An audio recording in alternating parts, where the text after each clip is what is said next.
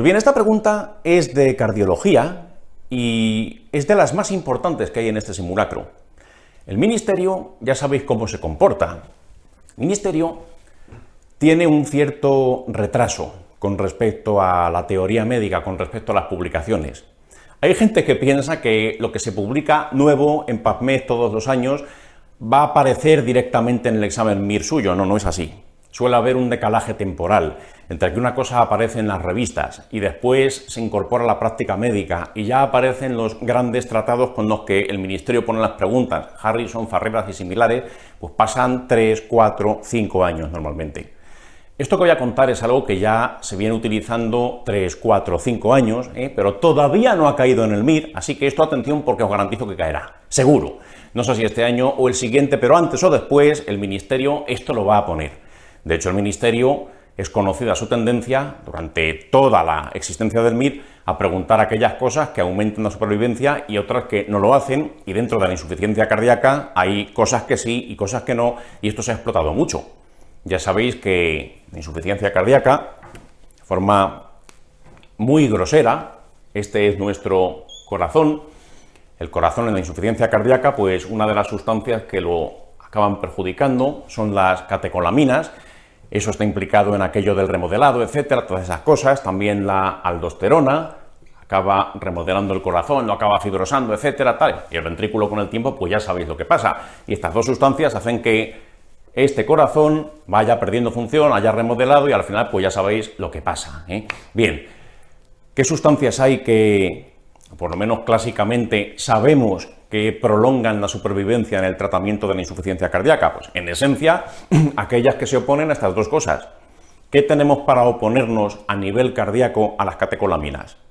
Pues los betabloqueantes, por eso los betabloqueantes de toda la vida se sabe que prolongan la supervivencia en el tratamiento de la insuficiencia cardíaca. Así que bueno, pues por este lado, si las bloqueo, betabloqueantes me va a beneficiar, y todo lo que reduzca la actividad del sistema renina-angiotensina-aldosterona, IECAS, ARA2, espironolactona, eplerenona, pues me va a proteger del efecto deleterio de la aldosterona sobre el músculo cardíaco y también pues me va a venir bien. ¿Ves? Esto es lo que ya sabías. Sin embargo, otras cosas, pues los diuréticos sintomáticamente me vienen bien, pero no prolongan mi supervivencia. Eso lo han preguntado infinitas veces en el examen. ¿Qué es lo que pasa? Pues que hay un nuevo fármaco que también se ha visto que prolonga esa supervivencia y que vamos a explotar en esta pregunta y tenéis que ir muy preparados. Vamos a decir todo lo importante porque esto aún no ha caído y cuando caiga, la pregunta que van a hacer seguramente será sencilla. Será asequible, se podrá contestar con lo que voy a contar a continuación. Las siguientes veces que lo pregunten cada vez será más enrevesada, más retorcida y tendrás que llevar un mayor peso teórico en tu preparación. Pero la primera vez que caiga ya os digo que no va a ser algo demasiado complicado. Vamos a verla entonces para tenerlo totalmente revisado este tema. Nos cuentan que es un paciente de 65 años, hipertenso, dislipémico, tiene antecedentes de un síndrome coronario agudo, elevación del ST hace 2 años y fijaros que le quedó una fracción de eyección, pues no muy buena, de un 30%. Por cierto, ¿cuál es la fracción de eyección normal? Un corazón sano, ¿qué fracción de eyección tiene? Más o menos 55%, 60%, por ahí suele andar un corazón sano, más del 55%. Entre el 50 y el 55% estamos ahí en el límite, pero 55% en adelante, eso es lo que se considera una fracción de eyección normal. Acordaos de eso, Una fracción de eyección por debajo del 50%, no cabe duda de que está deprimida. Y aquí tenemos un 30%. Tenemos una depresión de la fracción de eyección. Una fracción de eyección normal no es un 100%, cuidado con eso. Yo he visto gente que incluso considero que sabe mucho leer informes médicos, pues leer informes del cardiólogo, sin ser ellos cardiólogos, y ver, pues, fracción de eyección del 55% y considerar que eso está deprimido, no, ni mucho menos. 55% o más, una fracción de eyección normal, Cuidado con eso, no esperes un 100 ni un 90. Después de contraerse, el ventrículo no expulsa todo lo que contiene, Bien, bueno, pues este tiene un 30, este sí está francamente deprimida, y nos dicen, atención a esto, ¿qué tratamiento tiene? Nos cuentan. Está con ácido acetilsalicílico, bien, tuvo un síndrome coronario agudo, perfecto, está con una estatina, bien, no hay problema. Y fijaros, pues tiene enalapril, me parece estupendo, tiene su IECA, tiene un carvedilol, bloqueante, tiene espironolactona, pues está bien tratado. Es un tratamiento bastante correcto, está tocando todos los palos que tiene que tocar, más desde el punto de vista isquémico, con aquello del antiagregante, más su atorvastatina, en fin, no está mal. Este paciente pues no está mal llevado, pero sin embargo nos dicen que las últimas semanas pues tiene una disnea cada vez con menos esfuerzo, tiene ortopnea, varias almohadas, nos dicen que está sudoroso, que está frío, que tiene edemas periféricos hasta las rodillas, en fin, el paciente no está bien, sintomáticamente no está bien, no se encuentra bien, a pesar de que el tratamiento está bastante optimizado. Nos dicen que tenemos algún crepitante vivasar en los pulmones, en fin, parece que no está del todo bien controlado. Y nos dicen que a la vista de los acontecimientos usted decide añadir un diurético, que va a estar bien, el diurético le va a quitar esos edemas, le va a quitar esa disnea, o por lo menos le va a ayudar, pero, perdón, se me han caído las preguntas. Eso le va a ayudar sintomáticamente, pero atención a esto, que este es el espíritu de la pregunta, esto te lo tienes que saber muy bien el día del examen, esto va a caer seguro, si no en tu mira en el siguiente. Dice, le vamos a añadir, o planteamos pautar, sacubitril, valsartán. ¿Qué hacemos con esto? Importante. El sacubitril valsartán me lo tengo que saber. El valsartán ya me lo sé. O debería sabérmelo. El valsartán es un ARA2. Bien, pero ¿y el sacubitril? El sacubitril lo tengo que dominar porque esto es pregunta seguro, si no en tu convocatoria en la siguiente y francamente creo que ya en la tuya. Esa combinación sacubitril-valsartán, ¿cuándo se usa? ¿Cuándo se usa? Aún no ha sido explotada, esto es plato fuerte este año, seguro. ¿Cuándo se usa? ¿Se usa en todo paciente con insuficiencia cardíaca? No, o por lo menos no de forma generalizada, porque es muy caro, porque es una cosa relativamente reciente, los fármacos todavía conservan su patente, tienen un precio exorbitado, por eso hay restricciones en su uso. ¿Dónde se suele usar, o dónde se acepta en general utilizar este fármaco nuevo? Esta combinación más bien, sacubitril más valsartán, en pacientes como el de esta pregunta. La teoría, lo estándar, es usarlo en pacientes que tienen una fracción de eyección pobre, que tienen síntomas de insuficiencia cardíaca a pesar de estar correctamente tratados con un tratamiento coherente, un tratamiento completo, como es el caso de este paciente. Ahí puedo poner sacubitril valsartán. ¿Por qué? Porque se ha visto, y esto es muy importante saberlo, se ha visto que la combinación de sacubitril más valsartán prolonga la supervivencia en mayor medida que un IECA solo.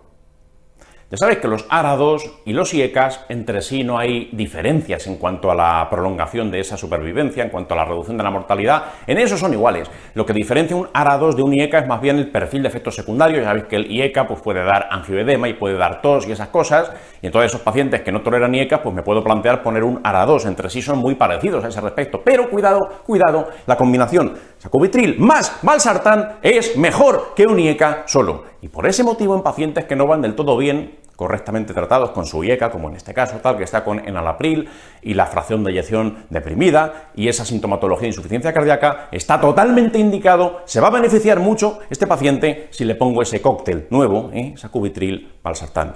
Se ponen juntos, de hecho en el preparado comercial ya vienen juntos, no se separan, le pongo sacubitril solo, no puedo poner sacubitril solo porque ya viene junto con el valsartán. Importante concepto el siguiente. ¿Qué problema tiene? Si yo combino un ARA2 con un IECA, ¿qué pasa? ¿Qué hacen de malo o qué pueden hacer de malo los IECAs o los ARA2? Que pueden subir el potasio en sangre, Igual que la espironolactona, pues también puede elevar el potasio en sangre, porque estas drogas se oponen a la acción de la aldosterona, y si me opongo a la acción de la aldosterona, pues sube el potasio en sangre. Entonces, cuidado.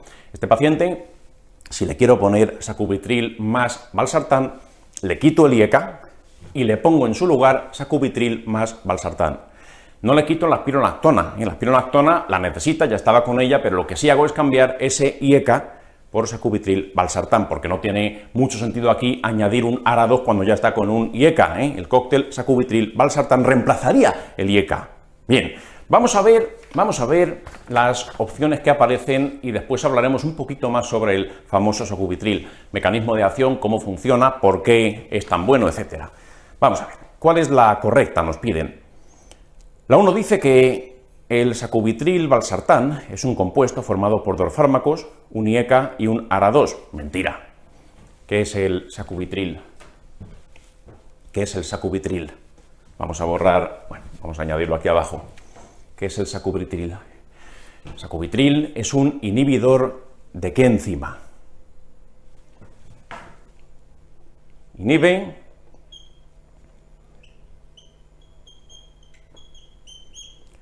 la neprilisina. Eso es lo que hace. Inhibe la neprilisina, también conocida como endopeptidasa neutra. Pero bueno, inhibidor de la neprilisina.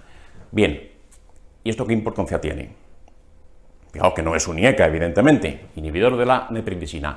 La neprilisina lo que hace es degradar el BNP, esos péptidos natriuréticos ventriculares. Sabéis que eso de BNP es péptido natriurético cerebral, eso de B es de cerebral porque se caracterizó en el cerebro de la rata. Pero en el ser humano lo que trasciende es la producción a nivel ventricular. Cuando aumentan las presiones dentro de los ventrículos, el ventrículo, una de las formas que tiene de defenderse de esa sobrepresión que está aguantando es hacer BNP, péptido B de ventrículo natriurético, que es lo que hace el BNP. En nuestro caso B de ventrículo, no de cerebro, pero bueno, no somos ratas. ¿Qué pasa aquí? Este ventrículo con B se defiende haciendo ¿qué cosa? Natriuresis, como su nombre indica. El BNP produce natriuresis. Hace que, o me ayuda, a nivel renal, me ayuda a que yo me desembarace de ese sodio que me sobra. Voy a perder más sodio a través de la orina, voy a perder, por tanto, más líquido a través de la orina, y eso me va a venir bien. Me va a servir para deshacerme de ese líquido que me sobra y que me da edemas y que me encharca el pulmón, etcétera. Y aparte, el BNP, otra cosa que hace es vasodilatar. El vasodilata, eso incrementa el flujo renal y eso también va a venir bien para filtrar más y orinar más y tener, por tanto, pues menos sobrecarga hidrosalina. Para eso el ventrículo hace BNP, cuando se siente muy sobrecargado, cuando se siente muy expandido, lo que hace es eso, así es como se defiende. Y la enzima que elimina o que degrada o que inactiva ese BNP es la neprilisina. Si yo bloqueo la neprilisina, yo bloqueo esto, voy a tener más BNP. Voy a tener más BNP circulante, más disponibilidad de BNP, y las consecuencias de ese mayor BNP van a ser lo que decíamos, más natriuresis, más flujo renal, porque vasodilata, y eso me va a venir bien para el tema de mi insuficiencia cardíaca. Eso es lo que va a hacer. Este es el mecanismo que tiene. Va combinado con valsartán, que es un ARA2, y bueno, por eso el valsartán va a antagonizar ese efecto de aldosterona, el betabloqueante que seguramente ya tendrá las catecolaminas, y la neprilisina me ayuda a tener más BNP, que parece que eso también pues me va a beneficiar, y por eso es mejor desde el punto de vista de la supervivencia, mejor esta combinación que poner un IECA solo. Por eso lo voy a plantear en un paciente como este. Cada vez hay más estudios que nos dicen que esto se debería usar de forma más generalizada, que también beneficia a gente con fracciones de eyecciones más normales, etcétera. Pero hoy por hoy lo que te interesa es saber que la tendencia actual, aunque ya empieza a haber más papeles cada vez que te dicen de ampliar las indicaciones, etcétera, es pacientes que no van bien, pacientes con fiebre deprimida, pacientes que sintomatológicamente no están bien controlados. Ahí es cuando puedo plantearme poner esto en sustitución de su IECA. Es por eso la opción número 1 está mal. La opción número 2 dice que las guías actuales indican su uso en insuficiencias cardíacas con FEBI de más del 50%. No es verdad. Las guías actuales lo que tienden a hacer es a darlo en FEBIs bajas. La 3. Antes de pautar sacubitril valsartán deberíamos suspender el enalapril. Hasta ahí es correcto. Y la espironolactona, eso no es correcto. La espironolactona se la voy a dejar. Lo que le quito es el IECA, porque ya le estoy poniendo un ARA2 junto con el sacubitril. La correcta sería la 4, Uno de los principales efectos beneficiosos ese es el incremento del BNP, eso es lo que tienes que recordar, eso es lo que te enseña esta pregunta, y algún otro péptido, en eso ya no nos vamos a meter, este es el que más trasciende, y eso incrementa la natriuresis y eso nos va a venir bien. Así que por eso la 4 sería la que tienes que recordar, esa es la correcta. Otra cosa. El sacubitril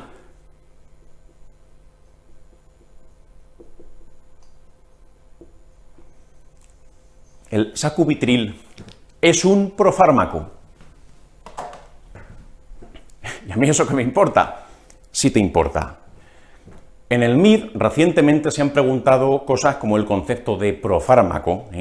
Un profármaco es aquel fármaco que en su estado nativo, tal y como te doy esa molécula, no tiene efecto en sí mismo.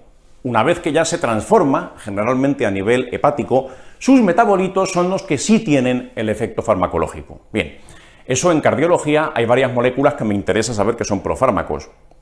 El clopidogrel es un profármaco. El prasugrel es un profármaco también. Esos antiagregantes en sí mismos no tienen acción antiagregante, pero sí la tienen cuando pasan por hígado, se metabolizan, sus metabolitos son lo que realmente ejerce ese efecto antiagregante. Le pasa lo mismo al sacubitril. Como molécula, en su estado nativo, no tiene este efecto, pero sus metabolitos sí que tienen este efecto. Entonces, en cardiología ya tenemos 3 ejemplos de profármaco. Y esto se ha preguntado en el MIR, ¿cuál es el concepto de profármaco? Eso podría caer. Así que, bueno, pues que lo sepáis, eso no viene en esta pregunta, pero es algo que sí merece la pena que recuerdes. Bueno, pues dejamos la pregunta en cuestión, la respuesta correcta sería la 4. Y vamos a ver también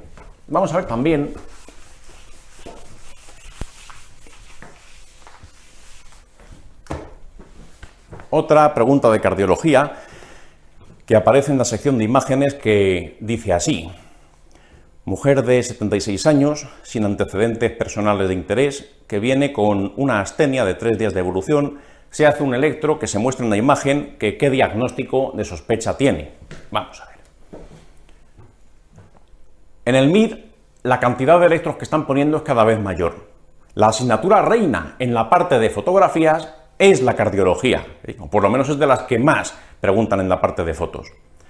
La mayor parte de los electros que ponen suelen ser más o menos normales, más o menos sencillos, y cuando no se pueden interpretar fácilmente, pues se puede uno apoyar en lo que cuentan del paciente. Cuando son difíciles, mala suerte.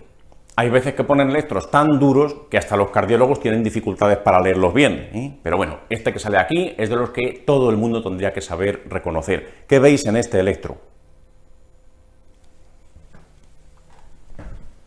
Se trata de un bloqueo auriculoventricular de tercer grado. ¿En qué consiste un bloqueo AV de tercer grado? Y esto se ha preguntado ya en el MIR. Un bloqueo AV de tercer grado es aquel en el que tenemos una independencia total y absoluta entre el ritmo de la aurícula, ritmo del nodo sinusal si quieres, y el ritmo del ventrículo. Cada uno va a su ritmo, Hay una total independencia porque están bloqueados todos los impulsos que se generan en el nodo sinusal. Ondas P, ahí están, las voy a seguir viendo, las voy a seguir produciendo, pero los QRS son independientes de esas ondas P. QRS se producen a nivel ya más abajo, no a continuación del nodo sinusal, van a ocurrir más abajo y tendrán una frecuencia totalmente distinta. Aquí están las ondas P, pues aquí tendré, por ejemplo, pues un QRS, y aquí tendré otro QRS, y aquí otro, con una frecuencia totalmente independiente de las ondas P. Disociación aurículo-ventricular, eso es lo que tiene la paciente de la pregunta. Esto es un bloqueo de tercer grado. Otros bloqueos, vamos a ver, seamos sinceros. Si me tengo que estudiar la parte de arritmias en el manual de cardio, está muy bien que me lo sepa todo, pero no todo es igual de importante. Las taquiarritmias se preguntan mucho más en el MIR que las bradiarritmias. Y dentro de las bradiarritmias, estas quizás sean las que más merece la pena que me sepa. Si me tengo que saber una sola bradiarritmia, por favor, pues que sea esta, porque es la que más preguntan y de hecho ya han caído varias fotos de bloqueos en el examen MIR. Aquí tenéis el de tercer grado, total independencia entre el ritmo del nodo sinusal y el ritmo de los ventrículos, el QRS. Vamos a ver los otros grados de bloqueo. Bloqueo de primer grado. que ocurre en un bloqueo de primer grado. Un bloqueo de primer grado, todas las ondas P tienen detrás un QRS, todas.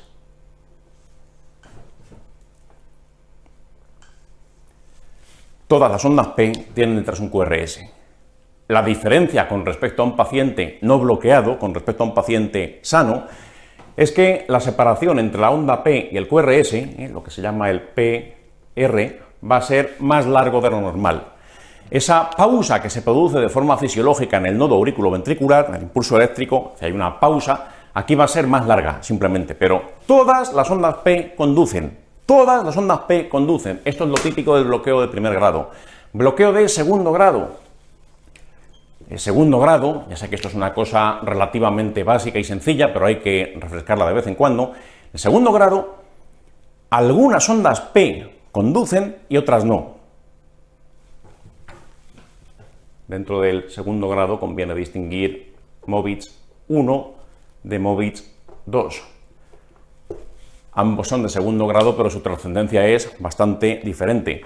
Movitz 1, también conocido como ritmo de Benkebach. Bueno, pues ahí tenemos onda P, QRS, onda P, QRS, onda P, QRS y la siguiente onda P ya no hay QRS. ¿Sí? ¿Qué pasa aquí? P, QRS, fijaros cómo la onda P y el QRS cada vez se van separando más, el PR va creciendo.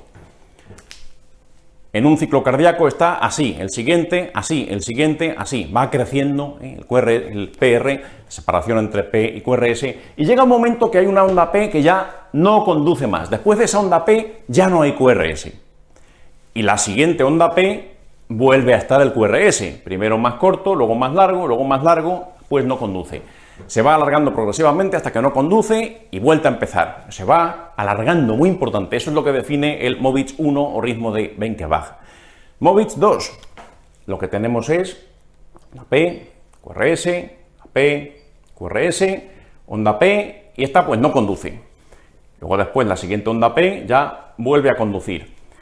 ¿Qué diferencia hay entre un Movitz 2 y un Movitz 1?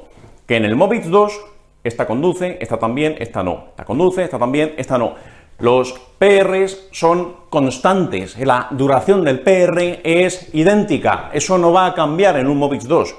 Si el PR se va alargando es un Benkebach o Movitz 1. Si no se va alargando es siempre igual, duración constante, es un Movitz 2. Esto es muy importante fijarse, muy importante, porque esto de aquí, un Movitz 1 generalmente es una banalidad y un Movitz 2 es una cosa muy seria. ¿Por qué? Mira, una cosa que han preguntado bastante en el MIR es de esta gente cuándo se pone un marcapasos o cuándo no se pone un marcapasos. Y una cosa que tienes que tener muy clara, esta gente, tercer grado, esos se pone un marcapasos, salvo que este bloqueo de tercer grado tenga una causa conocida. Si tienes una causa conocida, tienes clarísimo por qué ocurre, porque es un fármaco que le acabo de dar que le está bloqueando, pues a lo mejor es esperar que se le pase el efecto y ya está, pero si es un bloqueo que está ahí y no puedo revertir, no se puede tratar y está ahí fijo, pues lo que se hace es poner un marcapasos porque con este ritmo no se puede hacer vida normal, con un QRS con esta frecuencia. Es tercer grado, se pone un QRS, aunque el paciente estuviese asintomático, que no lo va a estar, pero bueno, aunque lo estuviese, ahí se pone un marcapasos. En el Movitz 2 también se pone un marcapasos, también. ¿Por qué en el Movitz 2 se pone un marcapasos? Es porque existe un riesgo muy alto de que esto con el tiempo acabe progresando a un bloqueo completo. Por eso, aquí y aquí, en estos dos rojos, se pone un marcapasos, aunque esté asintomático, se pone un marcapasos. Estos de aquí arriba, salvo que tengan síntomas que sean muy claros, que sean incapacitantes para el paciente, este y este no se pone un marcapasos por lo general, salvo excepciones, que esté muy sintomático, etcétera, pero no se suele hacer. ¿Por qué? Pues porque esto, bloqueo de primer grado, lo tiene mucha gente sana. Gente joven, deportista, con una cierta hipertonía vagal, pues tienen esto y no les pasa nada, muchos de ellos. Durante el sueño incluso, esto puede aparecer durante el sueño. Hay gente que durante el sueño, de forma fisiológica, te hace un Movitz 1, te hace un ritmo de Benkebach cuando duerme por las noches. Eso puede ocurrir, Así que bueno, este y este pues no son tan trascendentes, pero estos dos, Nosotros lo han preguntado 20 veces en el MIR que se pone un marcapasos aunque el paciente esté asintomático. Y hay que saber reconocerlo, si lo ves en un electro. A modo resumen, bloqueo de primer grado. Todas las ondas P conducen. PR es largo, pero nada más. Segundo grado, algunas conducen, pero otras no. Tercer grado, ninguna onda P conduce, ninguna. Hay un ritmo independiente entre las ondas P y los QRS. Aquí en este caso, pues la respuesta correcta sería claramente la 4 por lo que decimos, un bloqueo auriculoventricular completo. Si os fijáis en el electro de esta pregunta, vemos que hay ondas P aproximadamente a 85, 90 latidos por minuto y sin embargo pues los QRS no llegan a 60, hay un ritmo totalmente diferente entre unos y otros, bloqueo de tercer grado. Por cierto, en este mismo simulacro tenemos una pregunta parecida, que nos hablan de un varón de 34 años que es boliviano, que lleva 5 años en España, que no ha vuelto a su país desde entonces y que tiene pues una sensación como de disnea, como algún episodio de pérdida de conciencia y le hacen en urgencias un electro que ya habréis visto, que es ¿qué cosa? ¿Qué es lo que tiene el boliviano?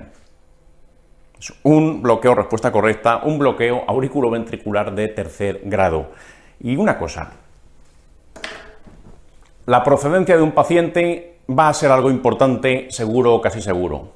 ¿Qué puede traer un boliviano de su país para que eso figure como dato importante en el enunciado de la pregunta? ¿Qué hay en Bolivia, o qué puede haber, o en Ecuador, o en Perú, o en Brasil, en todo ese grupo de países? ¿Qué es lo que hay que aquí no hay y que te pueden traer para ser protagonistas de una pregunta en el MIR? Típico. Chagas, la enfermedad de Chagas, Trypanosoma cruzi, Trypanosoma cruzi. ¿Qué es lo que pasaba en el Chagas? En fase aguda hay cosas que, bueno, que te pueden preguntar en infecciosas, que si ese edema típico que se forma en párpado, que es un edema duro, que se llama signo de Romaña y todo aquello tal, pero desde el punto de vista cardiológico, y estamos en cardio, ¿qué es lo que les puede interesar preguntarte? El Chagas toca sistema de conducción, te puede producir un bloqueo, eso es muy típico del Chagas, eso hay que recordarlo como causa de bloqueo auriculoventricular. Paciente que viene de uno de esos países que he dicho, pensad, si viene con bradicardia o si viene bloqueado, puede ser una enfermedad de Chagas. Es que hace 5 años que no pisa su país, da igual. Esto es a largo plazo, esto ya es en fase más crónica, más a largo plazo. El tratamiento de la enfermedad de Chagas, ¿cuál es? ¿Cuál puede ser? Hay varias posibilidades, pero una de las más conocidas es el nifurtimox.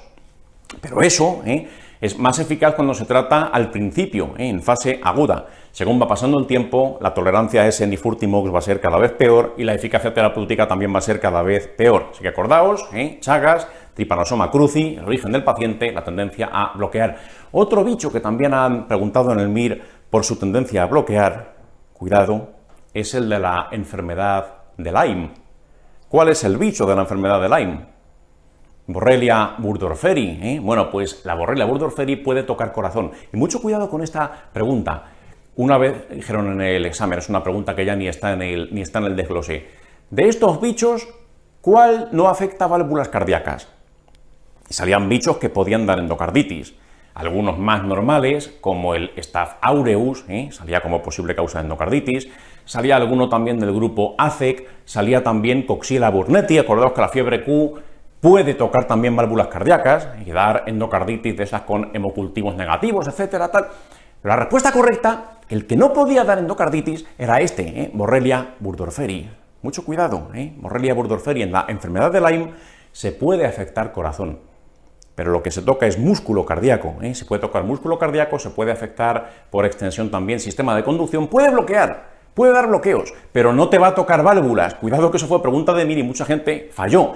La gente sí sabía que la enfermedad de Lyme puede tocar corazón, pero no sabían específicamente qué es lo que hacía. Le gusta dar bloqueos, le gusta dar miocarditis, tocar músculo, pero no le gustan las válvulas. Borrelia burgdorferi no tiene afición por las válvulas cardíacas. Bueno, pues aquí la solución de la pregunta sería, por tanto, la 3. Aunque no sepas que el paciente o no tuvieras en cuenta que el paciente es boliviano y que puede tener un Chagas, daba igual para aceptar la pregunta. Tú aquí ves que la opción número 1 no tiene sentido, esto no es una taquicardia ventricular. Cuenta la frecuencia cardíaca de este paciente, no está ni mucho menos taquicárdico. La opción número 2, una FA, no va a ser una FA. Si estoy viendo ondas P, ¿cómo va a ser una FA? Después, la 4, bradicardia sinusal compatible con normalidad en un joven posiblemente deportista. No, no te han dicho que sea deportista, te han dicho que es boliviano. Oiga, ¿y en la práctica diaria no puede haber un joven deportista que además sea boliviano? Por supuesto, en la práctica diaria te puedes encontrar de todo. Pero si estás en el MIR y es boliviano, es para traerte algo de allí, ¿eh? No para hacer deporte. Para eso te pueden poner a cualquiera. Tiene que ser algo importante para la pregunta, la procedencia. Igual que el de la Ruta 66 porque es motero y no tiene bazo. Todo trasciende cuando te cuentan algo del paciente. Así que entonces, aquí la 3 es la que había que marcar. La 4... habrá bradicardia sinusal, ahí, de acuerdo, habrá lentitud, pero después de cada P habría un QRS, después de cada P habría otro QRS, y aquí lo que tenemos es una disociación aurículo-ventricular, por eso la 3 es la correcta. Esto es un bloqueo AV de tercer grado. Así que bueno, dejamos esta pregunta, ya con ello nos queda revisado el Chagas, los bloqueos, y pasamos a la siguiente.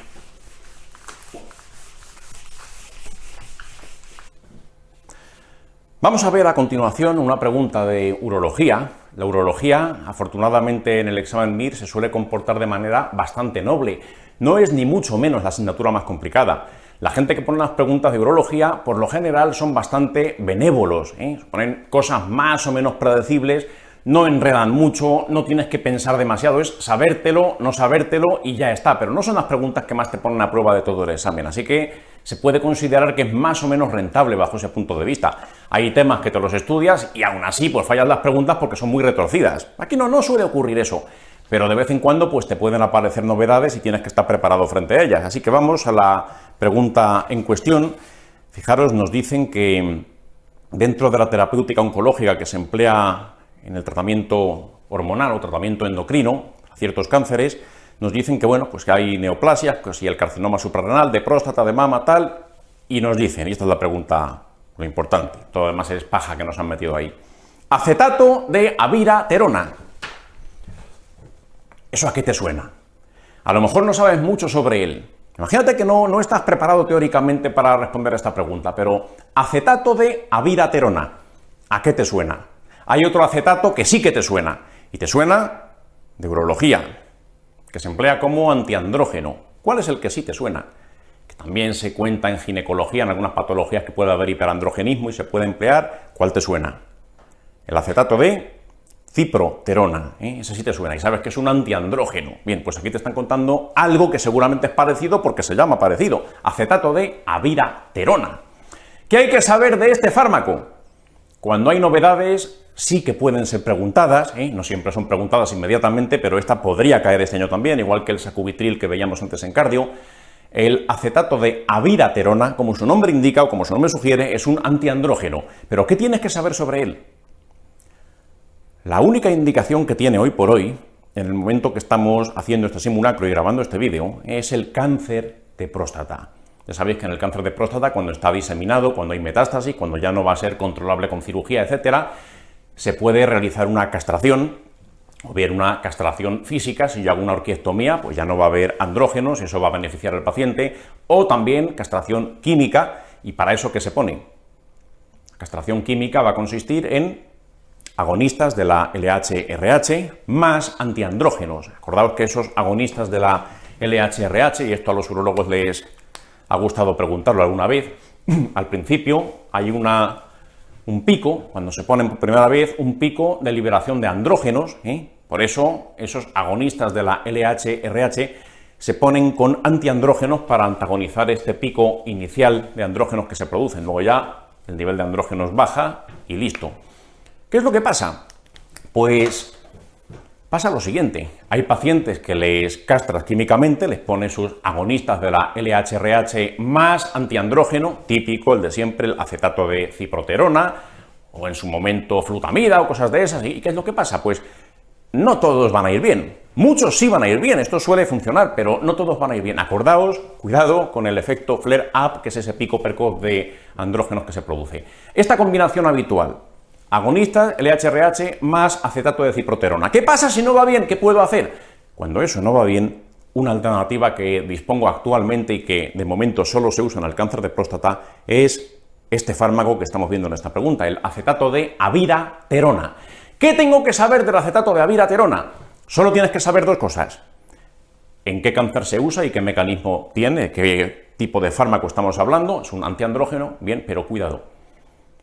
¿Qué andrógenos antagoniza? ¿Son los andrógenos de origen testicular o son otros andrógenos? Claro, otros antiandrógenos que ya existían clásicamente, a lo mejor solamente tocaban sobre los andrógenos de origen testicular. Todo depende de la enzima que estés inhibiendo, pero cuidado, el acetato de abiraterona lo que bloquea es una enzima suprarrenal. Está bloqueando la síntesis suprarrenal de andrógenos, ¿sí? Es la ventaja que tienes. Si yo además te añado este fármaco, este acetato de abiraterona, también te estoy quitando los fármacos que producen tus suprarrenales. Eso es lo que tienes que conocer. Se emplea cuando lo otro no es suficiente, ¿eh? No se da a todo el mundo que tiene cáncer de próstata, se emplea cuando es un paciente que tiene metástasis, por eso le pongo hormonoterapia, tal, pero no es suficiente, no va bien, y entonces es cuando le puedo añadir o me puedo plantear añadir este acetato de abiraterona. No voy a decir más, solo recordar eso. ¿En dónde se usa? Urología, cáncer de próstata, inhibición suprarrenal, no testicular, suprarrenal. Muy importante ese detalle, ¿eh? Por si acaso les diese por preguntarlo.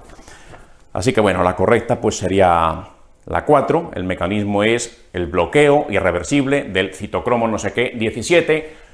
Olvídate, no me interesa tanto el citocromo. Suprarrenal, ¿eh? Ahí es donde está ese citocromo. Resto de las cosas, las otras 3 serán mentira. Dice la 1. Bloquea la síntesis de esteroides testiculares. Mentira, suprarrenales. 2.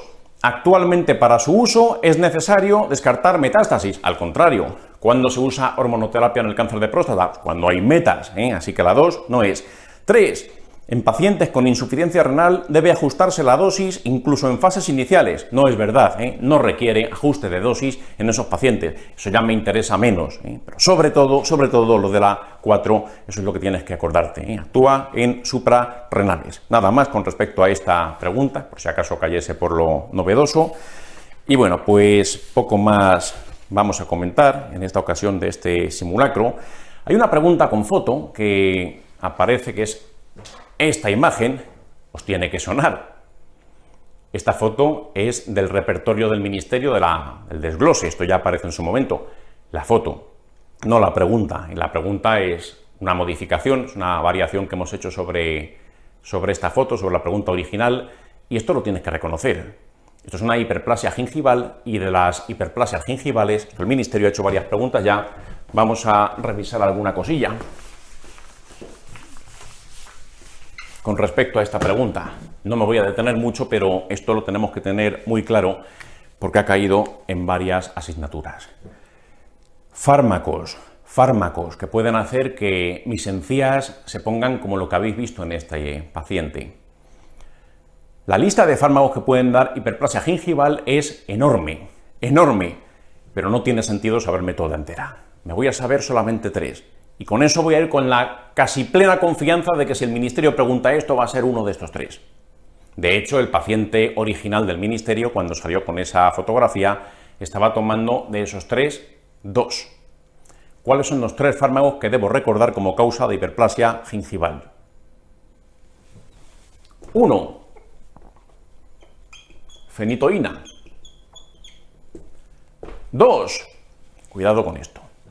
2. Dihidropiridinas, calcio antagonistas, las dihidropiridinas, el ejemplo, el fármaco típico del grupo, muy antiguo, muy conocido, es el nifedipino, hay muchos más los que acaban en pino, amlodipino, felodipino, pino que sea, dihidropiridinas, antagonistas del calcio.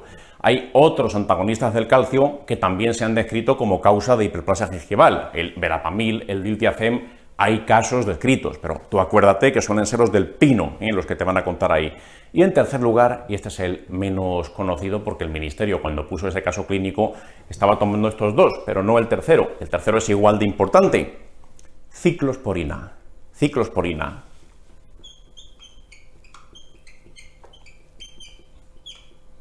Esto te lo tienes que saber. Esto ha caído en múltiples formatos. con foto, sin foto y en varias asignaturas. Eso lo tengo que saber. Cánceres. Hay cánceres que pueden producir infiltración gingival, que se me pongan las encías así de gordas. Pues si es un tumor que infiltra encías, pues podrá hacer hiperplasia de encías. ¿Y cuál es el que tienes que acordarte? Porque seguramente habrá muchos que por poder lo puedan hacer, pero me tengo que acordar, atención, y este es el espíritu de esta pregunta, de ciertas leucemias. Ciertas leucemias. Leucemias, atención, sobre todo agudas, leucemias agudas, que impliquen la serie monocítica. ¿Cuáles son las leucemias agudas que implican esa serie? Pues los que tengan nombre de monocítica o monoplástica o mielomonoplástica. Dentro de las leucemias agudas ya sabéis que hay varios tipos. Bueno, pues la LAM aguda, la serie mieloide tipo 4 o tipo 5, estas son las que afectan a esa serie monocítica o mielomonocítica, van a tocar o pueden tocar encías. Bien, esta es la esencia de esta pregunta, esto es lo que me tengo que saber. Si además me acuerdo, oye, pues además yo en gine estudié que durante el embarazo puede haber una hiperplasia focal de encías que se llama épulis, no sé qué, estupendo, tienes una gran cultura, pero esto es lo que tienes que saberte porque lo de gine, eso ya no les gusta tanto preguntarlo, pero esto sí, así que mira, vamos a la pregunta. ¿Qué es falso sobre lo que sospechas que tiene este paciente? Fíjate lo que te han contado de él, es un paciente que es hipertenso, de muchos años de evolución. No te han dicho lo que toma para la hipertensión, pero me puedo imaginar que a lo mejor tiene algo que ver con esto. ¿Qué más me han dicho? Que tiene alteraciones de la oclusión dentaria, dolor en la masticación, tal, y me dicen que tiene episodios de pérdida de conciencia diagnosticados hace más de 25 años. No sé por qué pierde la conciencia, pero en el contexto de esta foto me puedo figurar que algo tendrá que ver con la epilepsia, a lo mejor toma fenitoína. Y me dicen que de hecho, pues que toma varias cosas, pero como no tiene receta electrónica y no se acuerda del nombre de lo que toma, no lo puedo consultar. Pero con esas encías, toma esto y a lo mejor hasta toma esto y no se acuerda. A saber, y también es trasplantado renal y toma ciclosporina. Esta es una super hiperplasia gingival. Y después me cuentan que, bueno, pues cuál será incorrecta sobre lo que toma este paciente. La 1 dice que, bueno, pues que las encías posiblemente sean múltiples fármacos, posiblemente sea alguno de ellos, bien, la 1 es razonable. 2, la patología de la imagen se asocia a leucemia monocítica aguda. La leucemia monocítica aguda, monoblástica aguda, esta es la 5. La 4 es la mielomonocítica, acordad la serie monocítica, que la 2 tiene razón. La 3 dice que hay que descartar diabetes e hipotiroidismo. La diabetes y el hipotiroidismo pueden justificar también el crecimiento de las encías, aunque no es tan conocido, eso lo podéis perdonar. Está bien que lo sepas ya que sale en la pregunta, pero esto es lo que tienes que tatuarte en algún lugar de tu cerebro. Pero cuidado con la 4. Aunque no sepas mucho de este tema de la hiperplasia gingival, dice la 4, hay que descartar un linfoma de Hodgkin. Si sabes una sola cosa, o una de las pocas cosas que tienes que saber del linfoma de Hodgkin, ¿cuál es? ¿Dónde empieza el linfoma de Hodgkin? Hay linfomas que pueden empezar en órganos que no sean ganglios linfáticos, depende del linfoma que sea. Hay linfomas que incluso arrancan directamente en otros órganos que no son ganglios, linfoma cerebral primario o linfoma gástrico, hay cosas que empiezan en otros lugares, pero el Hodgkin, por definición, empieza en un ganglio. Y de ese ganglio se va a otro contiguo, de ese a otro, de ese a otro. Es muy ordenado el Hodgkin, ganglio a ganglio, ganglio a ganglio, y no se lo pasa cuando va uno, otro. El Hodgkin rara vez se sale de los ganglios, lo puede hacer, pero cuando lo hace ya es muy avanzado el cuadro. Un tío con Hodgkin te van a contar un cuadro de adenopatías, seguro, casi seguro. Es muy difícil que un Hodgkin debute como una hiperplasia gingival, eso sería algo extraordinario, así que por eso la 4 es la que tienes que marcar. Hay muchas cosas que preguntan en el MIR del Hodgkin, como que el hemograma lo respeta mucho, por lo menos durante las primeras fases de la enfermedad, como que empieza en ganglios, muy ordenado tal, no empieza en otros órganos, hay muchas cosas, es un cuadro que tienes que dominar, que sea por saberme esta pregunta o por conocer cómo es el Hodgkin, la 4 había que haberla descartado, esa es la opción incorrecta.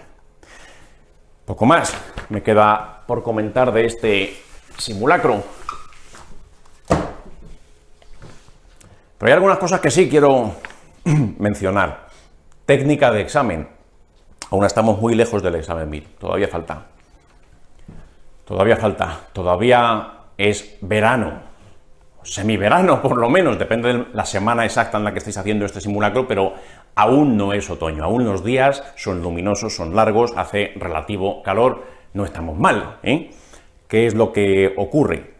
Cuando van pasando las semanas a partir de cierto momento y los días son más cortos y hace más frío y se va acercando el examen, pues hay una transformación psicológica que vais a ver en el resto de la gente, empecéis a preocuparos más, etcétera. Pero todavía ese momento no ha llegado, ya llegará y ya hablaremos en su día. Pero lo que tienes que tener muy claro, aún estás muy a tiempo de seguir ejercitando tu técnica de examen, en primer lugar, porque todavía no te lo sabes todo. Todavía falta mucho para el examen y todavía no has repasado adecuadamente todo lo que tienes que saberte para el MIR. Hay lagunas aún en tu conocimiento y es normal y no pasa nada. Y aprovechando esas lagunas, esa asignatura que se te da todavía peor o ese tema que aún no te has mirado, etcétera, hay veces que tienes oportunidad de practicar la técnica de examen. ¿Qué hacer cuando una pregunta no me la sé? Y en este examen había muchas que se prestaban a ello. Y tendrías que haberlo visto, tendrías que haberte dado cuenta. Vamos a ver algunas de ellas para que esto quede claro. La técnica de examen solo se aprende haciendo simulacros y fallando preguntas. Eso no viene en ningún libro como tal, ¿eh? Hay un libro de técnica de examen, pero lo que te enseña ¿qué es? Lo que te enseña es fallar preguntas, aprender del fallo, fallar preguntas, aprender del fallo, y el día del examen hay bastantes puntos que se van a deber a esta habilidad que puedes desarrollar. Esta pregunta, por ejemplo, que voy a leer a continuación, dice: uno de los siguientes mecanismos no desencadena la reacción de Harris-Hersheimer, y hay que señalar cuál es. ¿A qué bicho te suena esta reacción de Harris-Hersheimer? A la sífilis. Si has estudiado ese tema, pues recordarás que es un bicho muy sensible a la penicilina, se lo pones, como es tan sensible a la penicilina, revientan todos los treponemas pallidum a la vez y liberan endotoxinas que tienen en su interior, y eso pues produce esa reacción, fiebre, empeoramiento del estado general, etcétera, como consecuencia de esa lisis bacteriana masiva. Bien, eso es lo que puedes saber a nivel teórico, o a lo mejor ni eso, no me acuerdo. Pero bueno, lo sepa o no. ¿Cuál de estos no lo hace? Opción 1, treponema pallidum, es la que podría saber como mucho, es una espiroqueta, y de las otras puedo no saberlo, pero fíjate, la 3, Borrelia burgdorferi, ¿eso a qué familia pertenece? Coño, una espiroqueta también. Y la 4, Leptospira interrogans, que en el MIR se pregunta también, la leptospirosis, otra espiroqueta. No sé cuál va a ser. Sé que la 1 es la típica que sí lo hace, pero de las otras no sé cuál no. Pero lo que sí me doy cuenta es que hay 4 opciones, hay 3 espiroquetas, algo tendrán en común, ¿eh? Las espiroquetas posiblemente tendrán en común ciertas sensibilidades a antibióticos, algo tienen que tener en común porque si no, los microbiólogos en su día no los hubieran clasificado dentro del mismo grupo. Luego entonces esto es una oveja negra, tienes 3 ovejas que son espiroquetas y una oveja que no lo es y es la que queda fuera del rebaño y es la que te debería llamar la atención. Y de marcar algo aquí, aunque no lo sepas, tendrías que haber marcado la 2, Coxiella burnetii, porque está fuera del rebaño. Aunque a lo mejor no lo sé seguro, y puedo equivocarme, pero tenía gran probabilidad de acertar aquí. Ovejas negras en el MIR, 3, 4, 5 cada año. Se podría haber sacado sin sabérmelo seguro. Después, otra. Pregunta sobre virus. Dice: con respecto a los virus, dime cuál es verdadera. Puede ser que no sea un experto en virología, pero bueno, la verdadera, dice la 1. Todos los virus constan de cápside y de cubierta. No lo sé seguro. Me suena que son partes de los virus, pero es que la opción dice todos los virus. Con que haya un solo virus que no cumpla eso, y no conozco todos los virus que existan, uno ya no tendría razón. Si yo te digo, todos, atención, todos los seres humanos constan de cabeza, tronco y extremidades, pues sería mentira, estrictamente. Hay seres humanos que, por desgracia, carecen de extremidades, porque las han perdido por diferentes motivos o porque incluso han nacido sin ellas. Casos rarísimos, síndromes genéticos muy extraños en los que no voy a entrar, pero todos es muy arriesgado. Es la 1, no la voy a marcar. Que además soy un experto en virología y sé que es que los adenovirus no sé qué, les falta no sé qué tal y... Da igual que lo sepas o que no lo sepas. Simplemente por la gramática, la 1 te invita a desconfiar. Después, dice la 2. ningún virus es capaz de replicarse fuera de una célula viva. Esto de ningún suena también como muy drástico, vamos a seguir leyendo, dice la 3. Ningún virus es capaz de sobrevivir fuera de una célula viva. También suena muy drástico. Y la 4.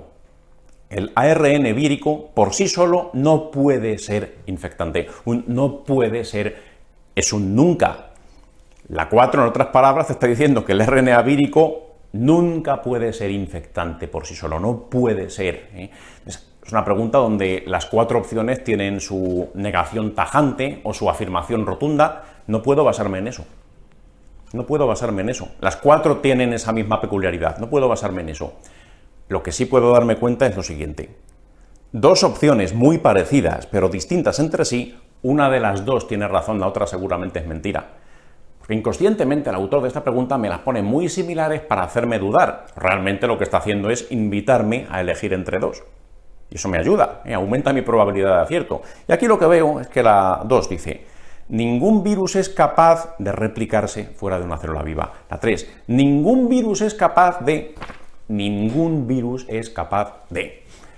Cambia una pequeña parte, cambia la mitad de la frase, pero son muy parecidas. La duda seguro que está entre esas 2. Y ahora sentido común. Piénsalo, y esto lo podéis sacar todos vosotros de sobra. Otra cosa es que en el examen vayas rápido, no te des cuenta, estés nervioso o no tengas ganas de pensar. Porque en los simulacros hay veces que como no es el examen MIR, pues no me esfuerzo igual porque no tengo ganas de pensar. Eso es un grave error. Tienes que ir a los simulacros con espíritu MIR. Tienes que hacerlo así, como si fuese el MIR de verdad. Por eso os hemos aconsejado durante el curso, no solamente eso, sino que hagáis simulacros en algún momento pues, en el ambiente más desfavorable posible. Un simulacro deberías hacerlo enfermo. A ver qué se siente. Por si el MIR te toca hacerlo con una gripe. Otro simulacro deberías hacerlo en una biblioteca más o menos en silencio. Otro rodeado de compañeros normalmente, como haces habitualmente en las aulas que te proporciona CTO. Otro en una cafetería con ruido. O sea, tienes que acostumbrarte a todos los posibles escenarios. Tú no sabes lo que te va a tocar ese día. Si va a haber un fulano en tu aula que esté haciendo ruidos tic, tic, tic con el bolígrafo y nadie le diga nada. No lo sabes. Hay que acostumbrarse a todo. Hay que ir con espíritu MIR y pensar como si fuese allí. Y si lo pasas mal con una pregunta, defenderte como lo harías allí. Y aquí lo tienes. Mira. Dice la 2, ningún virus es capaz de replicarse fuera de una célula viva. Eso a lo mejor no lo sé seguro. Sé que los virus son capaces de replicarse dentro de las células vivas. De hecho, a eso se dedican. Si no fuese así, pues no se diría en los libros de microbiología: un virus es un parásito obligado. Solo puede vivir a costa de ti, en tu caso ser humano, y el virus del moquillo canino a expensas del perro. Todos los virus necesitan eso, células de otro, células ajenas para liarla. Igual que los virus que se llaman bacteriófagos, pues vivirán a costa de las bacterias a las que infectan. Por cierto, pregunta de Mira. ¿Qué bacteria famosa para producir una determinada enfermedad exige estar parasitada por un virus, exige estar infectada por un bacteriófago? Bacteriófago es un virus que infecta bacterias. ¿Qué bacteria es esa? Corynebacterium diphtheriae. Corynebacterium diphtheriae solo puede producir difteria al ser humano cuando esa bacteria está infectada por un virus bacteriófago. Pregunta rebuscada. Bueno, pues la cuestión: un virus necesita meterse en alguna célula para poder sobrevivir, replicarse, etcétera, porque si no, pues se moriría. Nos necesita, a nosotros o a otro organismo con células. A lo mejor lo de la 2 no lo sabía seguro, pero mira la 3. Y aquí es donde tienes que aplicar sentido común y darte cuenta que la 3, fíjate, dice la 3, ningún virus es capaz de sobrevivir fuera de una célula viva. Ningún virus es capaz de sobrevivir fuera de una célula viva. Vamos a ver. Eso es mentira seguro. Eso es mentira seguro. Si eso fuese verdad, ningún virus pudiese sobrevivir fuera de una célula, no habría epidemias. No habría epidemias. Yo no te podría transmitir la gripe por un objeto que yo he tocado y que lleva ahí el virus media hora y después vas tú y tocas y te lo llevas a la nariz y te infectas. O un resfriado común u otras muchas cosas. O el virus del molusco contagioso a través de las aguas de las piscinas en los niños. Hay muchos virus que por supuesto pueden sobrevivir. A lo mejor no pueden replicarse. Puede ser que no puedan replicarse. Pero sobrevivir fuera de las células, por supuesto que sí. En superficies, en el agua, en alimentos, algunos virus, pues claro que pueden estar fuera de células. Y si no, no habría epidemias, si no sería mucho más complicado transmitir un virus. Y sin embargo hay virus por todas partes y todos los años un adulto medio tiene 2 o 3 catarros al año. Entonces, por ese motivo, cuidado, lo que dice la 3 tiene razones más que suficientes para desconfiar. Eso es mentira con gran probabilidad. Y la 2 también tiene razones para pensar que seguramente esa sí será cierta. Y la 3 parece falsa, la 2 parece cierta. Eso es una cosa que sí sabías. Los virus son parásitos obligados. Los virus infectan células, se replican dentro y después salen y ya se diseminan. Aunque con la 2 incluso tuvieras dudas porque suena muy rotunda, las 4 suenan igual de rotundas. Pero entre la 2 y la 3 había una similitud, o la 2 o la 3. Contra la 3 había razones, contra la 2 no tantas. Podías aceptar la pregunta, podías saber que la 3 seguramente era mentira y por tanto la 2 verdadera. Otra similar, espero que esta la tengáis todos bien. Pregunta de cardiología que dice: ¿cuál de las siguientes taquiarritmias cardíacas tiene como sustrato un circuito de reentrada? Puede ser que no seas un gran experto en arritmias, pero la 1, FA, no lo sé. 2, taquicardia ventricular polimorfa en el contexto de un síndrome coronario agudo. No lo sé. 3, taquicardia por reentrada intranodal. No sé mucho de cardio, pero me da la impresión que la 3 va a ser por reentrada, porque se llama así por definición. Voy a marcar la 3. Es la pregunta más obvia del simulacro. La más sencilla, te la entregan en bandeja. Si una taquicardia que se llama taquicardia por reentrada intranodal no es por reentrada, me pego un tiro, ¿eh? Esa es clarísima, tiene que ser esa seguro. ¿Qué es lo que pasa? Hay gente que su cabeza funciona de tal modo que les traiciona a ellos mismos durante el examen.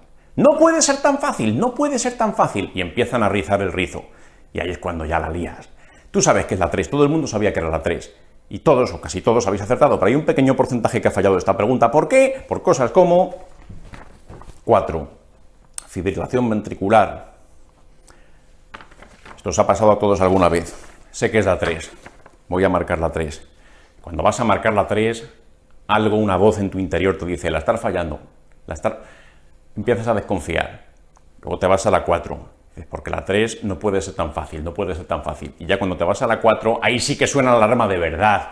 Y ya suena mucho más alta esa voz. La estás fallando, ahora sí que la estás fallando. La otra voz, más que la estás fallando, decía: cuidado, no puede ser tan fácil. Pero cuando vas a marcar la 4, notas un calambre en el brazo derecho o en el izquierdo si eres zurdo, te das cuenta de que esa no va a ser, estás yendo contracorriente, estás... Vamos a ver, hay gente que al marcar la 4 lo hace por el siguiente motivo.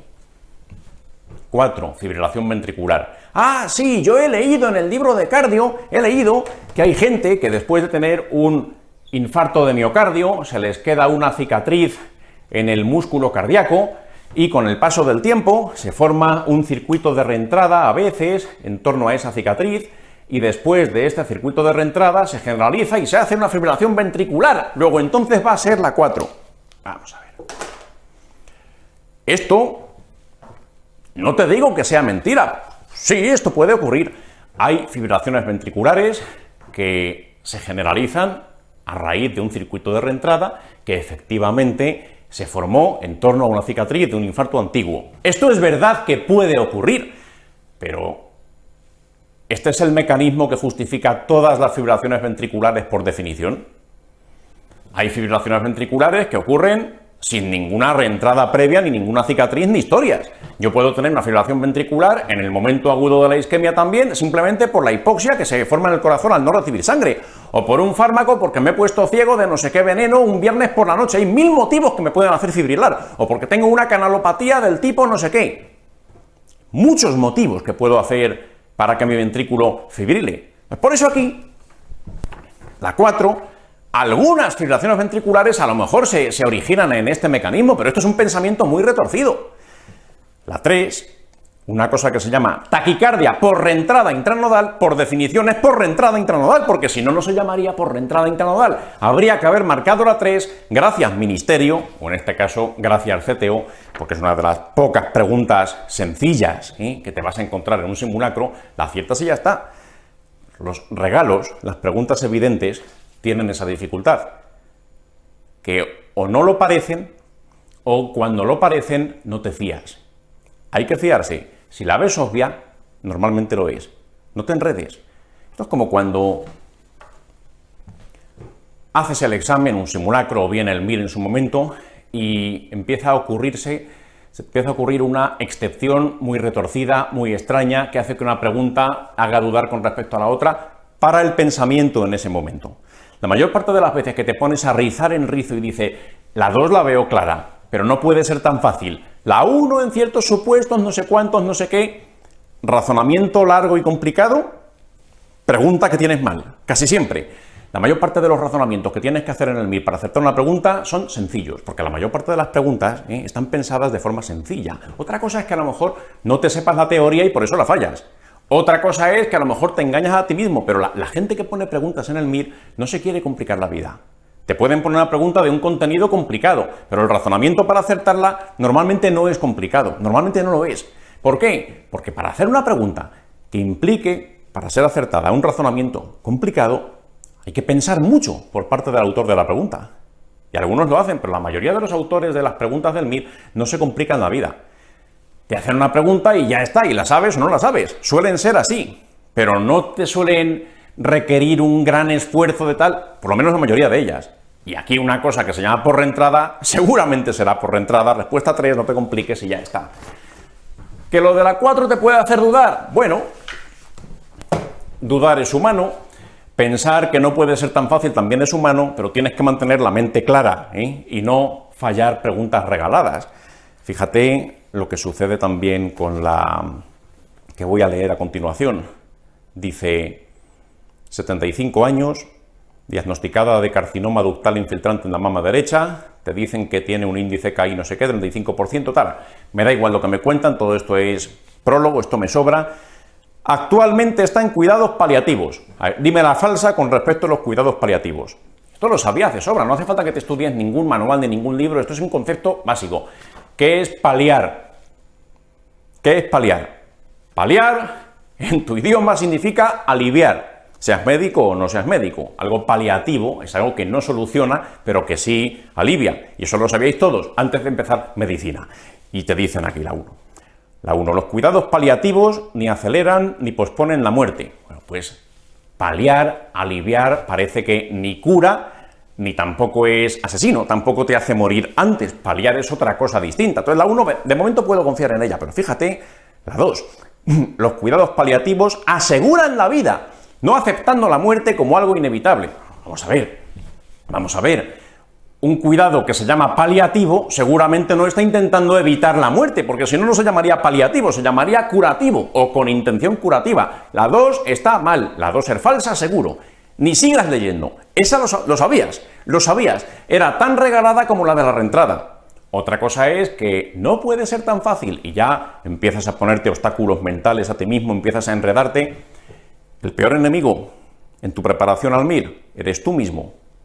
No es el manual porque está escrito de tal forma que no me entero, no es la academia que me pone preguntas que me hacen dudar, no, es el vudú mental que te haces a ti mismo, son las agujas que te clavas delante del espejo y dices, qué tonto soy porque no sé cuánto, porque tal, o desconfío de esta pregunta. No, si evitaras todos esos obstáculos mentales que tú mismo te creas, todo sería mucho más sencillo, pero el ser humano tiene tendencia a autotorturarse, ¿eh? Deberíamos aprender de los bueyes y de los burros y de los caballos, si quieres un bicho con más glamour, pero es así, somos así. Hay que vencer esa tendencia. Tendrás más preguntas bien.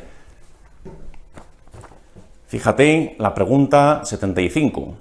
Y ya con esto pues me callo, ya la última. 75 para mí, no sé para vosotros, ahí saldrá el puesto definitivo en el orden del simulacro. Dice, la colecistectomía laparoscópica tiene como ventaja sobre la colecistectomía por laparotomía. Cuentan la reducción de la estancia hospitalaria, no lo sé. No se asocia a lesiones de la vía biliar. Es una técnica exenta de mortalidad. Es siempre posible realizarla mediante el abordaje laparoscópico. Vamos a ver. No te líes. Dentro de que a lo mejor no lo sabes todo sobre esta técnica. La 4. Es siempre posible. Es siempre posible. Con que haya un solo caso que por el motivo que sea no puedas hacer la laparoscopia, ya no tiene razón. Y hay veces que efectivamente pues no es posible, porque en mi hospital, estoy en un hospital donde no hay un equipo de cirugía que haga la laparoscopia, pues no está disponible la técnica. Ya está, solo por eso. O porque a lo mejor el paciente está tan malo que hay que ser mucho más rápido y estoy operando de guardia a las 3 de la mañana. Bien, pues a lo mejor tampoco puedo hacer... Por eso la 4 es muy difícil confiar en ella. La 3 es una técnica exenta de mortalidad. Con que se haya muerto un solo tío en ese contexto usando la laparoscopia ya no es verdad. 2, no se asocia con lesiones de vía biliar. Mira, ¿qué te han dicho que vas a operar?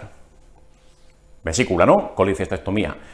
Como haya habido un solo caso también que hayas lesionado vía biliar al usar esa técnica, la 2 ya no tiene razón. Y las cirugías se complican. Y las complicaciones de las cirugías muchas veces son en el área que operan. Luego la 2 no tiene ningún sentido. A lo mejor podrías lesionar. No sé cómo será de probable, pero que no se asocie, muy difícil. La que me queda es la 1. Eso sí parece una ventaja. Y es lógico. ¿Qué diferencia hay entre un tipo de colecistectomía y el otro? Es que en uno hay que abrir y en otro no hay que abrir. Uno tiene una herida más grande, otro más pequeño. ¿Eso puede condicionar que mi estancia media sea más corta? Pues sí, posiblemente la laparoscopia, al ser menos invasiva, al ser menos tal, pues puede ser que la recuperación sea más precoz. Tiene sentido, que no lo sé seguro, pero es probable, por lógica. Así que por eso marcas la 1, por sentido común, y tienes bien la pregunta. ¿Cuántas hemos visto así? Pues 5 o 6 ya, que hayamos mencionado en este comentario. Alguna más hay durante el simulacro. Se puede acertar por técnica, se puede acertar por sentido común, y no te olvides de eso. No es importante solamente saberte muy bien la teoría y esas cosas, sino también poner en práctica estas cuestiones cuando estás desvalido y cuando tus conocimientos no alcanzan. Muchas gracias y nos vemos en el siguiente simulacro. Hasta pronto.